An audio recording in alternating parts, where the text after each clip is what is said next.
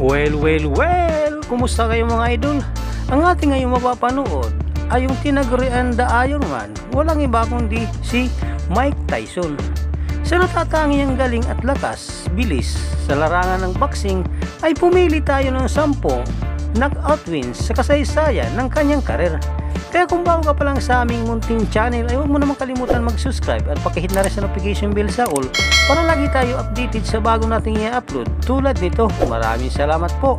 Pero bago natin umpisahan ang 10 malulupiting mga knockout wins niya sa kasaysayan ng kanyang kabataan pa, ay mag-intro muna tayo mga idol.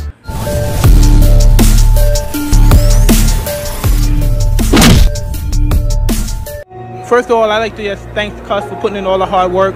And I'd like to say hello to all my family back home. I knew from the beginning, but everybody else knew, that it was no calm. It was no calm. Let's like the rest of it. A lot of people came to look. Jesse Ferguson came to look. The Fraziers came to look. James Broad was out there. James, all of you come get some. Cause Mike Tyson's out here. He's waiting for you. All come get some. 1. Ang ating una sa listahan ang laban niya kay Berbick noong November 22, 1986 na kung saan natikman ang kanyang kalaban ng malamasong suntok mula sa ating bida. Ating tunghayang kung paano nga ba tinalo ni Mike Tyson ang kanyang kabakbakan.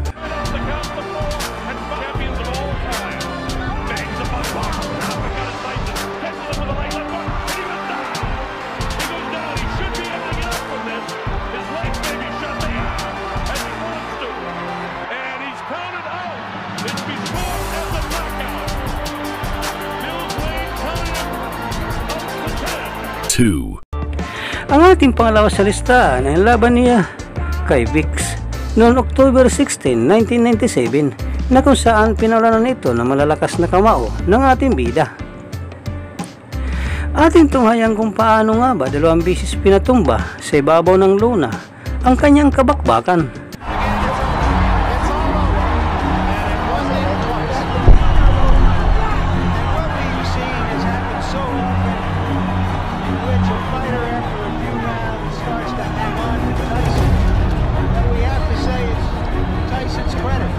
3. Ang ating pangatlo sa listahan ay laban niya kay Holmes noong January 22, 1988 na kung saan binayo ito ng kaliwat kanan ng malalakas na kamao mula sa ating bida.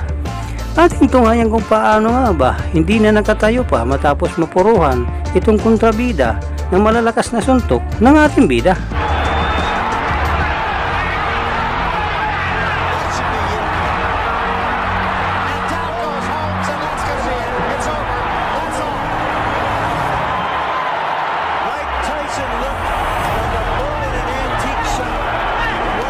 4. Ang ating pang-apat sa listahan ay laban niya kay Spink noong June 27, 1988 na kung saan pinalan ito ng ating bida ng malalakas na mga suntok. Ating tunghayang kung paano nga ba hindi na nakatayo pa matapos itong mapuruhan ng ating bida.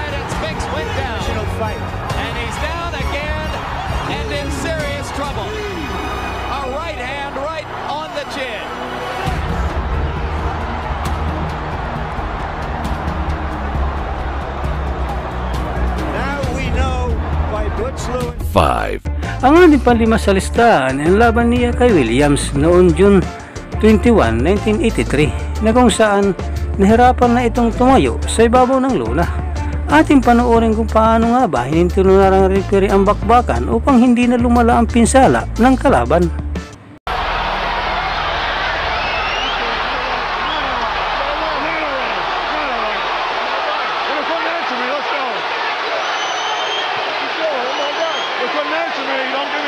Officially, I've got this fight being 1 second longer than Tyson Spink. 6. Ang ating pang-anim sa listahan ay laban niya kay Stewart noong taong December 8, 1990 na kung saan natikman ng kanyang kalaban na malalakas sa suntok mula sa ating bida. Ating panoorin kung paano nga ba 3 bisis pinatumba sa ibabaw ng luna itong kontrabida ng ating bida.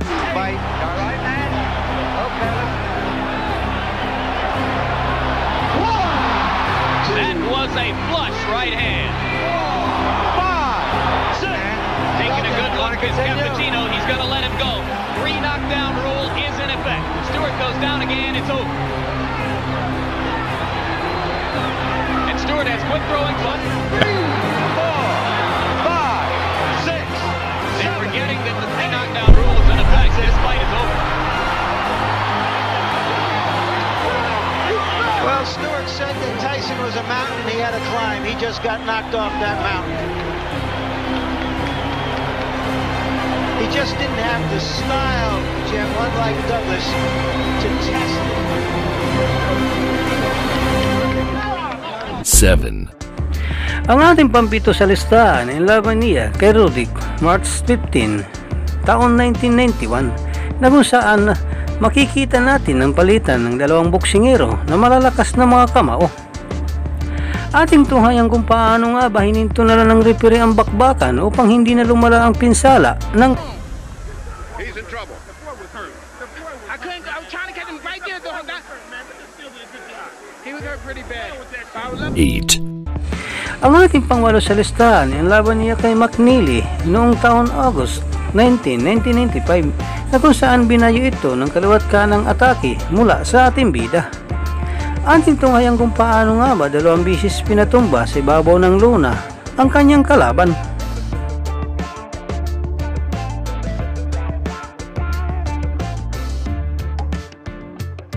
Seconds into the fight, McNeely on the canvas.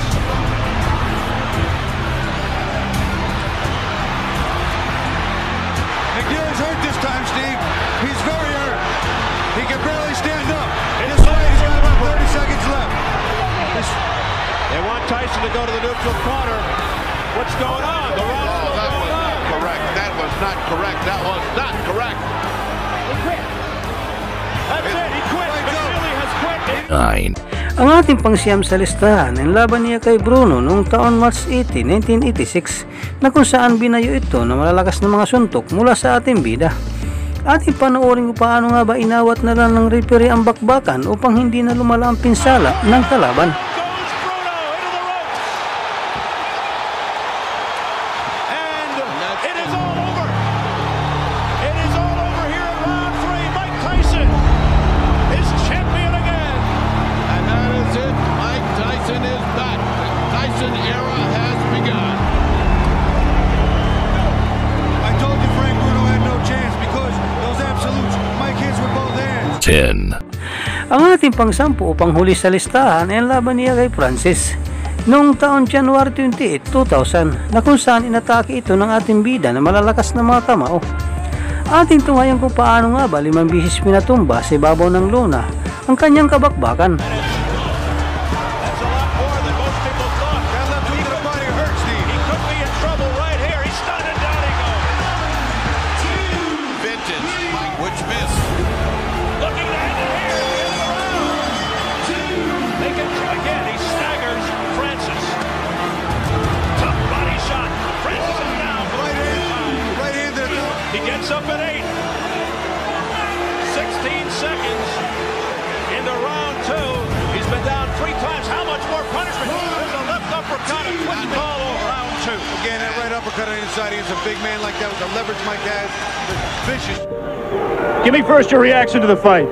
The fight, I was confident. I trained real hard with my trainer, Kevin Rooney, who I owe a great deal to. And I came out and I was confident. I knew the fight. I felt it deep in my heart. I was going to stop him in the first round. Did you know from watching tapes of him that you could hit him with the uppercut? No, that's my favorite punch. And I watched the time, and I knew from my trainer telling me as he throws his punches, he bends down. And I knew that would be perfect for my uppercut. I planned on working the body more, but I saw the opportunity, and it looked too good to go away. In your mind, if your managers Jim Jacobs and Bill Caton and your trainer Kevin Rooney came to you and said, Mike, we think you're ready for a title shot tomorrow, would you agree with them at this point? Most definitely. Anytime if my manager and my trainers feel that I'm confident and they're willing to put me in a title and they're sure I could beat the champion, I'm sure I could beat them also. Of the 3 champions, who would you like to fight and why? Fight anybody my trainer put me in with because I'm confident I could beat any fighter in the world. What do you think of the 3 champions? They're all good fighters because you have to be a good fighter. You can't take nothing away from them to become the champion. But I'm confident I'm ready. And I'm ready when my trainer tells me. Ito na po nagtatapos ang ating 10 malurupitin knockout wins mula sa tinaguriang The Ironman. Walang iba kundi nag-iisang Mike Tyson. Maraming salamat po sa inyong panunod, walang sawang suporta. Ikaw idol, ano masasabi mo sa magandang performance pinakita ng ating bida sa bidyong ito? Para sa inyong opinion, i-comment mo niyan sa ating comment section sa ibaba. At kung nagustuhan mo naman ang video ito, paiwan naman ako ng like at pasubscribe na rin sa ating munting channel. Maraming salamat po sa inyong panonood. Sama kayo na rin lang, mag-ingat, God bless. Bye bye.